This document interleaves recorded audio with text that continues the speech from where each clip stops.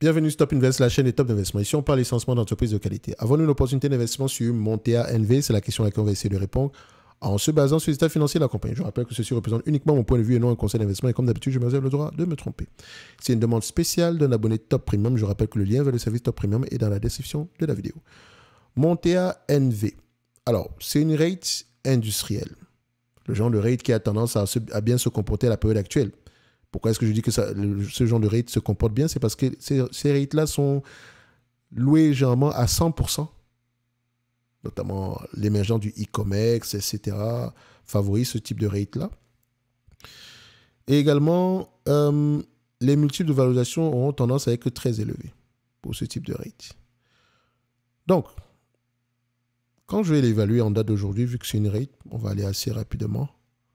Au-delà même de comprendre à peu près le secteur d'activité, l'évolution des loyers, etc., il faut regarder à peu près la maturité, la moyenne ici des contrats de location, les conditions de ces contrats de location-là, les nouveaux contrats de location qui sont signés, les anciens contrats qui sont renouvelés, est-ce qu'ils augmentent?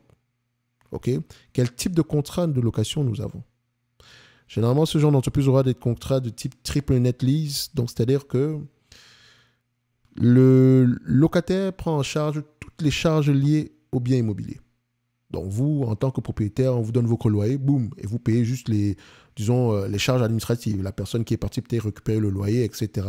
Voilà, le maintien ici de vos coûts informatiques. Bref, rien qui a à faire ici avec l'entretien de la propriété ou bien les assurances de la propriété. Donc, on aura tendance à avoir des FFO qui se rapprochent de la réalité, qui se rapprochent ici de la véritable rentabilité du business pour ce type de rate. Donc, sur cette compagnie, je prendrai les FFO. Et ce que je vais faire ici, au niveau des FFO, je constate une chose. Déjà, on va le regarder ici. On va faire le tour de la compagnie. Alors, ici, vous avez une entreprise qui a des revenus de plus en plus élevés. C'est très très bien, n'est-ce pas? Les net income et tout ça, on ne regarde pas ça sur les rates. Ça sert strictement à rien. À la limite, on commence avec les EBITDA ici. OK. Évidemment, en termes de marge ici, on a quelque chose entre les 81%, très très bien, qui augmente également. C'est parfait. Ensuite, on va regarder la dette nette sur EBITDA. Vu que c'est une rate, je veux quelque chose en dessous de 10. Et encore, au niveau de 10, il faut aller même plus bas que ça. Donc, il faut comparer par rapport au secteur d'activité. Je pense qu'on avait fait une vidéo avec Calibourse également, avec Investi pour la liberté, un live de près de 3 heures de temps. Et je pense également que vous pouvez retrouver un autre live à peu près identique sur pas identique, mais un live ici sur la chaîne Calibourse, où on avait parlé justement de la moyenne, ici, la dette nette sur EBITDA qu'on pourrait prendre pour les rates européennes. On était, je pense, que quelque chose en dessous de 6 fois les EBITDA. Donc, il faut prendre à peu près la moyenne du secteur d'activité en date d'aujourd'hui. Si vos concurrents ont des dettes nettes sur EBITDA aux alentours de 10 fois les bénéfices en moyenne dans le secteur d'activité et que vous avez une dette nette aux alentours de 20 fois les bénéfices, vous êtes très loin. Mais si vous avez 5 par exemple, 8, 9, vous êtes dans la moyenne, vous êtes au niveau de la moyenne. Et il ne suffit juste pas de regarder la dette nette sur EBITDA, il faut regarder à peu près comment est-ce qu'est structurée la dette, comment est-ce qu'elle est échelonnée dans le temps. Donc regardez la maturité moyenne. Taux fixe, taux variable. Est-ce que ce sont des dettes sécurisées, non sécurisées? Quels sont les covenants? D'accord? Tout ça dans les rates. Donc, n'oubliez pas, on a fait une formation également sur les rates ici. Donc, vous pouvez la retrouver inclus dans le service Top Premium Plus. OK? Donc, vous avez 14 formations thématiques, etc. Ou bien individuellement ici.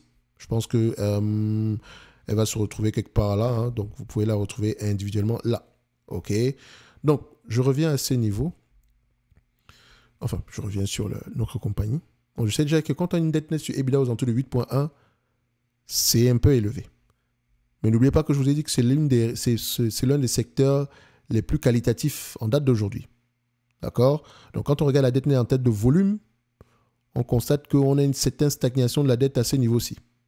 Et une rate se finance généralement avec de la dette bon marché, plus en émettant de nouvelles actions. Donc, il est tout à fait normal que le nombre d'actions augmente.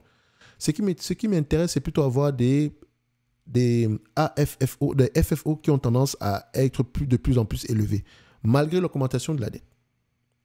Et encore, quand une entreprise augmente, malgré l'augmentation ici du nombre d'actions, quand une entreprise augmente le nombre d'actions, j'aimerais voir pourquoi est-ce qu'elle augmente le nombre d'actions. Si c'est pour payer le dividende, zéro poubelle, Ça, c'est pas la meilleure chose à faire.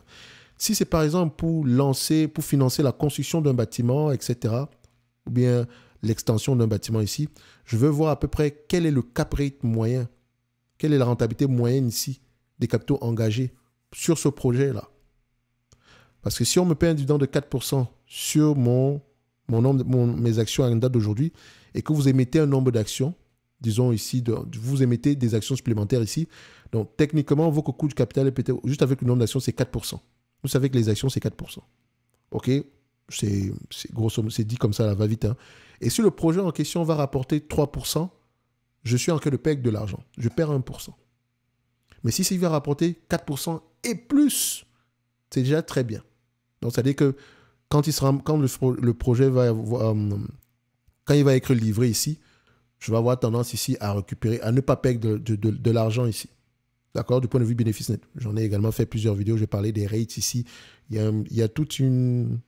J'ai parlé des rates ici plusieurs fois. Donc, vous avez une playlist sur les rates. Donc, allez voir des vidéos sur Realty Income, les dernières vidéos surtout. On a vraiment pris la peine de parler de ces éléments-là. OK? Donc, je vais juste terminer la vidéo sur les rates. Excusez-moi, comme d'habitude, je parle beaucoup, mais je me dis toujours que plus vous en savez, mieux c'est. Ça vous permet d'être plus serein quand vous regardez la compagnie ici aujourd'hui. Je sais que ceux qui regardent la chaîne Top Invest font de moins en moins l'erreur de regarder les free cash flow, de regarder les bénéfices nets pour estimer à peu près la valeur d'une rate ici. Donc, ne vont pas regarder le payout ratio par rapport aux bénéfices nets, mais plutôt par rapport au FFO. Et ne vont pas également oublier que les compagnies européennes sont un peu différentes parce que leurs actifs ont tendance à être revalorisés chaque trimestre. C'est la raison pour laquelle il est souvent également intéressant d'aller regarder les tangible book value par action, enfin en termes de volume. On a quelque chose qui augmente de plus en plus. Mais attention, ça peut augmenter pour plusieurs raisons. C'est intéressant d'aller regarder.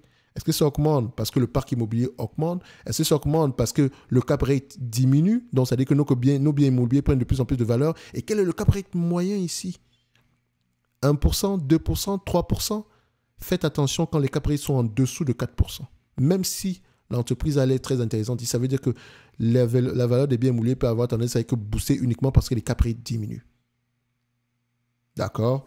Donc, quand on prend cette compagnie, idéalement, si on vend les actifs à leur juste valeur, en date d'aujourd'hui, on aura à peu près chacun 73,94 par action. À leur juste valeur en date d'aujourd'hui. Mais attention, allez toujours vérifier le cap rate. Ça, c'est une métrique supplémentaire, hein. C'est bien ici, mais moi, j'aime toujours évaluer l'entreprise par rapport à ce qu'elle rapporte, donc par rapport à ses FFO. Enfin, c'est AFFO, mais comme on a une rate ici industrielle, je pense qu'on peut étudier les AFFO, les FFO. Vu que c'est une rate industrielle, elle aura tendance ici à s'évaluer aux alentours de 17 fois les bénéfices. Le prix actuel est moins élevé tout simplement parce que les taux d'intérêt ont augmenté. Ça a une influence ici sur la valeur des biens immobiliers, sur les intérêts sur la dette également. Vu qu'on a besoin de dette ici, il faut toujours aller vérifier est-ce que l'entreprise a les moyens de repayer la dette, les obligations à court terme. Et ça, on ne peut pas le voir ici. Il faut lire les rapports financiers. Pour avoir une idée générale par rapport aux intérêts sur la dette, si on regarde ici les intérêts si on prend le FFO, par rapport aux intérêts, par exemple, FFO Interest Coverage, par exemple, on est à peu près à 5,2 fois. Donc, on peut repayer les intérêts uniquement avec les FFO pendant 5,2 ans. Mais attention, c'est juste les intérêts, ce n'est pas le capital, ce n'est pas le principal. Et encore, les FFO, sans prendre en considération la dépense liée aux dividendes. OK? Et ce qui est intéressant, c'est qu'on aimerait voir ces FFO-là, FFO sur intérêt augmenter. D'accord? On ne veut pas les voir diminuer parce que si ça diminue, ça veut dire que la pression au niveau des intérêts augmente de plus en plus. L'intérêt sur la dette. Alors, on va terminer ça assez rapidement. Ici, je ne paierai pas plus de 20 fois les bénéfices. D'accord? Je sais également que si les taux d'intérêt continuent à baisser, vu la qualité, on peut aller à 25 fois les bénéfices. Mais on va laisser unité à 20 fois les bénéfices. C'est un business assez prévisible. C'est une rate. On a à peu près une visibilité des bénéfices nets dans le futur. À 25 fois les bénéfices, 4,78 multiplié par 25 fois les bénéfices attendus en 2025, on aura à peu près un prix aux alentours de 119 € l'action. N'allez pas très rapidement. Il faut enlever la dette nette. Et quand on prend ici la dette nette à 826 millions, divisé par le nombre d'actions, donc on prend 8, 2, 6, divisé par, disons, 18, on va mettre 18 millions, ça ne va pas changer grand-chose. Ça fait 45,88. Moins ce prix, moins le 119, moins 119, on arrive à peu près une valeur aux alentours de 73 $ l'action. Alors, si je compare ça par rapport au prix actuel, bon, c'est pas si pire. Je dirais que l'entreprise est à la limite correctement évaluée. C'est rien d'exceptionnel non plus. OK. N'oubliez pas également que vous pouvez le voir par rapport aux bénéfices nets, donc, enfin, par rapport au rendement des FFO. Si on prend les FFO attendus en 2025, par rapport au prix actuel, si elle me distribue la totalité des FFO ici en dividendes, n'oubliez pas qu'elle a de la dette. Elle a également des intérêts à payer. J'aurai à peu près un rendement de 5,65%. Est-ce que c'est correct pour moi? Non. Moi, je cherche du 8%. Et encore, du 8% avec des FFO qui ont tendance à croître sur des actifs qualitatifs. Ces actifs sont qualitatifs. Je pense que et pour savoir si les actifs sont qualitatifs, il faut regarder généralement ici le taux d'occupation. N'oubliez pas également de regarder les différents clients, si c'est assez diversifié. Donc, les actifs sont qualitatifs, mais le prix proposé en date d'aujourd'hui ne me plaît pas trop. Le dividende en lui-même, il est safe, mais vous pouvez voir ici qu'on est à près de 80% ici de ce qu'on gagne.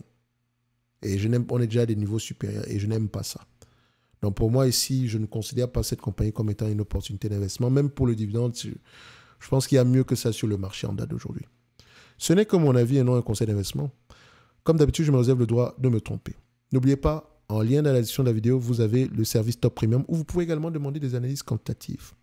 Recevoir des notes d'analyse sur les entreprises qui, moi, me semblent sous-évaluées, ainsi que les notes de suivi sur les entreprises précédemment mentionnées. C'est essentiellement des entités nord-américaines. Hein. D'accord?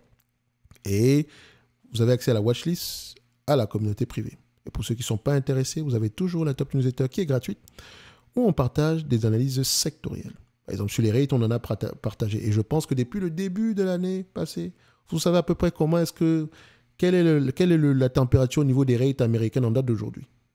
OK? Donc, vous n'êtes pas trop surpris par rapport aux différents développements. OK? Donc, pour ceux qui sont intéressés, c'est généralement dans la Top Newsletter. On partage les analyses sectorielles. Je pense qu'au mois de janvier, on va partager l'analyse sectorielle sur les rates ici. D'accord? Fin janvier, début février, par là. OK? Dans tous les cas de figure, on va se donner rendez-vous sur la prochaine vidéo. Un like, un abonnement, un commentaire, ça fait plaisir. La compagnie actuelle qu'on appelle Montea est intéressante qualitativement, mais quantitativement, je pense qu'il y a quand même mieux sur le marché. Le dividende, il est safe, etc. Mais bon, sans plus. Pas extraordinaire. Mais c'est une belle entreprise. En tout cas, j'ai aimé ce que j'ai vu du point de vue qualitatif et j'ai survolé la compagnie rapidement. En tout cas, pour ceux qui veulent apprendre également sur les rates, sachez que vous avez une formation sur les rates sur la page de Top Invest. OK? Elle est incluse soit dans le combo, ici, soit vous pouvez la prendre individuellement, ou bien vous l'avez également inclus directement dans le Top Premium Plus. D'accord? Je ne parle pas du Top Premium, mais du Top Premium Plus. On va se donner rendez-vous sur la prochaine vidéo et d'ici là, portez-vous bien. Merci.